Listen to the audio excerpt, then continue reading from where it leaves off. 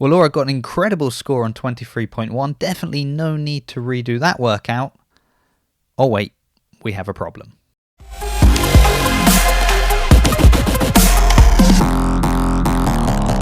The 2023 CrossFit Games season has officially begun, kicking off with the live announcement for 23.1 in Spain, featuring Björgen Carl Gudmundsson, Lazar Jukic, Laura Horvath, Gabriela Magawa, and a whole load of mistakes from CrossFit.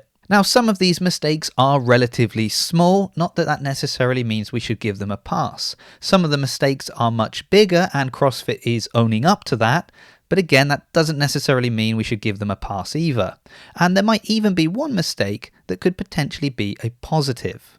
So let's just take a quick look at some of the mistakes that were made around 23.1 and then bring in the context of the changes to the CrossFit Games season this year compared to last year and why this could be quite concerning if this is a sign of things to come. So obviously we've known about this matchup for quite some time, so you would think at this point CrossFit could have really squared away all the details. But it definitely feels like a lack of attention to details was the theme running through this event. And the problem is, when the world is watching, they're going to notice. For example, this post on the CrossFit Games Instagram that has since been updated, but initially was referring to Laura Horvath as the second fittest woman on earth in 2022. Sorry, Mal O'Brien, you've already been forgotten.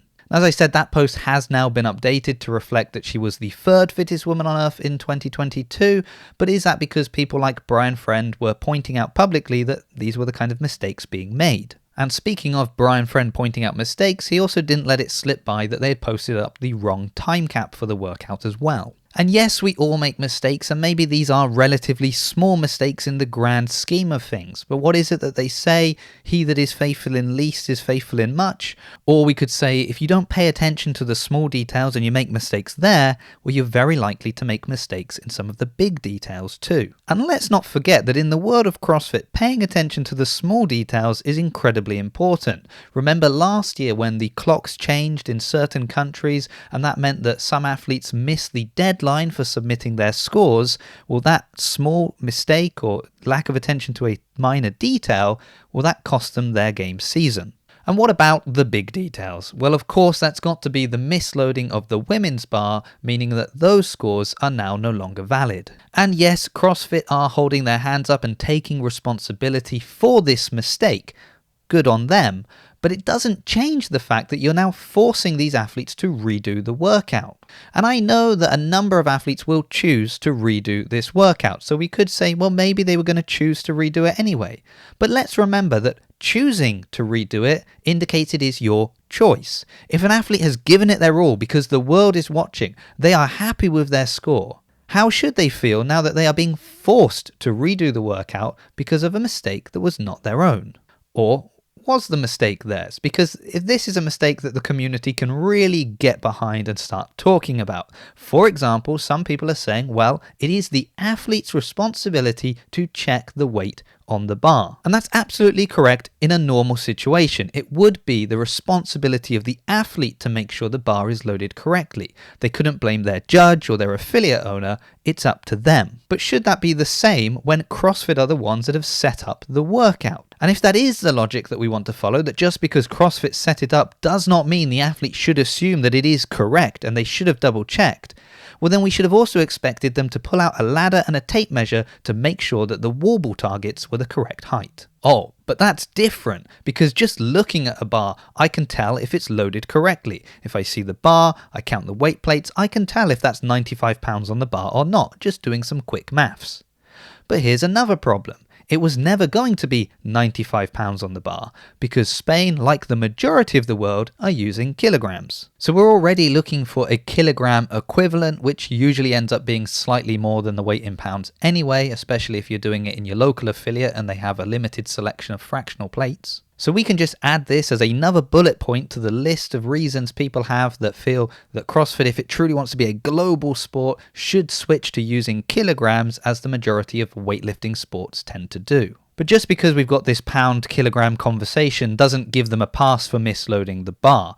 Mike Halpin was able to spot that the weights were not correct from a screenshot, so you'd assume the people involved there in Spain should have been able to identify the error before it happened. But again, looking big picture, CrossFit had one workout with 5 elements and they managed to get one of those elements wrong. Now let's just remember that this year CrossFit are taking direct control over the North American and Europe semi-finals.